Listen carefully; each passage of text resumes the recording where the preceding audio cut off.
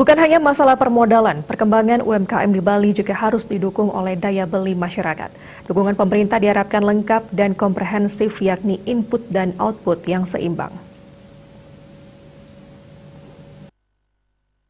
Bisnis patut diapresiasi, namun tingkat kesejahteraan UMKM tetap bergantung pada daya beli masyarakat. Tidak cukup berbekal kreativitas dan modal untuk membangun usaha, melainkan ada konsumen yang membutuhkan barang dan jasa UMKM, sehingga perputaran ekonomi dapat terjadi sesuai porosnya.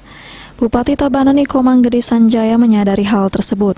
Oleh karena itu, Bupati Sanjaya menyarankan adanya dukungan dari pengelola destinasi wisata di Tabanan yang dapat menarik perhatian wisatawan untuk berkunjung.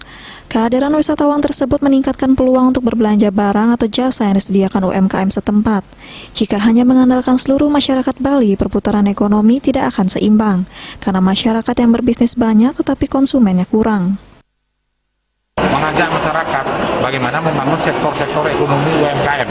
Di Tabanan ini kan terkenal UMKM yang berbasis betul-betul masyarakat ekonomi kerakyatan. Nah, baik dengan bantuan perbankan yang sangat lunak maupun kita bagaimana membantu perusahaan daerah ini mendistribusikan hasil-hasil UMKM yang ada di seluruh Kabupaten Tabanan. Persoalannya kan daya beli.